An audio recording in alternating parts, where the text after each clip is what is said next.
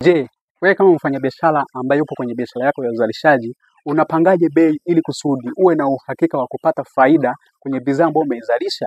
Wapo wafugaji wengi sana ambao waliamua kuingia kwenye biashara za ufugaji wakashindwa kwenye eneo la kuweza kupanga bei ambayo itawasaidia wao kuweza kupata faida kulingana na jinsi ambavyo wanaendesha uzalishaji wao. Kuna vitu vingi sana ambavyo wewe mfugaji ukiweza kuvifahamu vizuri vitakusaidia kwa 100% kuweza kuendesha mradi wako wa ufugaji na mwisho wa siku kuweza kupata maendeleo mazuri kabisa. Vitu vitatu au njia tatu ambazo unaweza ukazitumia kuhakikisha kwamba unapanga bei ambayo itakusaidia wewe kuweza kupata faida ya juu kabisa, tofauti na watu wengine ambao hawajaweza kuzitumia hizi njia. Jina langu naitwa Lembo Kija. Napenda sana kuhusiana na masuala mazima ya uzalishaji, hasa masuala mazima ya ufugaji. Stay with me.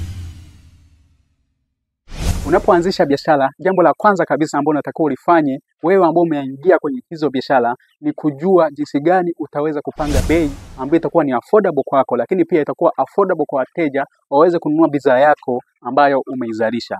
Njia ya kwanza ni kupanga bei kulingana na gharama ulizotumia. Kwenye hii njia unachokifanya ni wewe kuangalia gharama zote ambazo umezitumia kwenye uzalishaji wako, na hizi gharama zipo kwenye maeneo mawili: gharama za mwanzo na gharama za uendeshaji. Baada ya hapo unaenda kuuza bidhaa yako, gharama ambazo umezitumia unaangalia na jinsi ambavyo utaweza kuuza bidhaa yako ili kusudi gharama zirudi na faida ambayo itapatikana ndio itakuwa ni faida ya kwako kwenye uzalishaji wako. Hii ni njia ambayo inaweza ikawa ni rahisi kwako, lakini kwa upande mwingine inaweza ikawa ni njia ambayo inaweza kusababisha wewe upate hasara, kwa sababu unaweza kujikuta umetumia gharama nyingi sana kwenye uzalishaji na ukienda kuuza bidhaa yako unashindwa kurudisha zile gharama ambazo ulizitumia kwenye eneo lako la uzalishaji. Njia ya pili ni kupanga bei kulingana na bei iliyoko sokoni. Unachokifanya hapa, umezalisha bidhaa yako, aidha umezalisha kuku wako, umefika hatua kuingia sokoni, na baada ya hapo unaangalia bei iliyoko sokoni ili kusudi uweze kucompare gharama ambazo umezitumia na faida au bei sokoni inaweza ikaendana na bidhaa ambayo umeizalisha.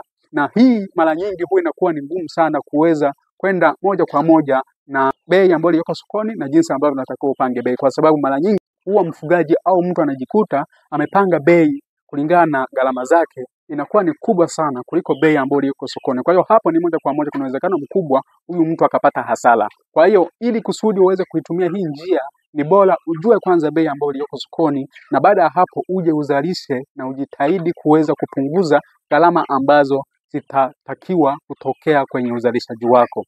Njia ya tatu ambayo unaweza ukaitumia ni kupanga bei kulingana na gharama ya kila bidhaa ambayo umeizalisha. Yaani hapa mfugaji anaamua kupanga bei kulingana na gharama ambayo imetumika kwenye kila bidhaa ambayo ameizalisha. Kwa mfano, umefuga kuku 10 kwenye ufugaji wako na hao kuku 10 wamegharimu kiasi cha shilingi 200,000. Ukijaribu kuangalia hapo, kila kuku ametumia gharama ya 20,000 ili kusudi kuweza kumzalisha mpaka kufikia hatua kuingia sokoni. Kwa mfugaji anachokifanya ni kuangalia, je, kama kuku mmoja ametumia gharama ya 20,000, nitawezaje kupata soko ambalo linanirudishia gharama ambazo nimezitumia na niweze kupata faida. Kwa hiyo hapo inaweza ikawa ni ngumu kidogo kama soko lako linahitaji kuku ambao hapo chini ya gharama ya 20,000, na hapa inambidi sasa mfugaji aweze kuangalia soko ambalo linafiti zile gharama zake, lakini pia linamsaidia yeye kuweza kupata faida kwenye bidhaa ambayo ameizalisha. Hizi njia tatu ambazo nimekuelezea,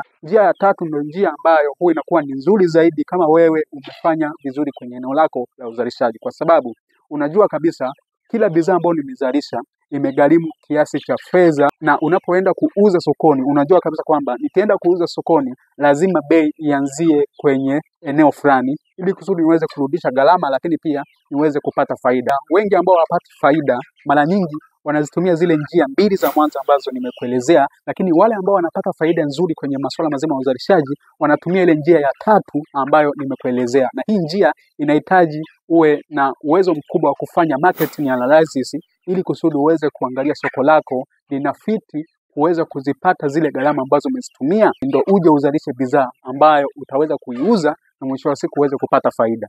Unaweza ukashare video kwa mtu mwingine ambaye ana interest nzuri kabisa kuhusiana na masuala mazima ya uzalishaji ili kusudi aweze kujifunza njia ambazo zitamsaidia yeye kuweza kufanya vizuri kwenye biashara ambayo anaifanya ya uzalishaji. Asante sana, tukutane katika video nyingine.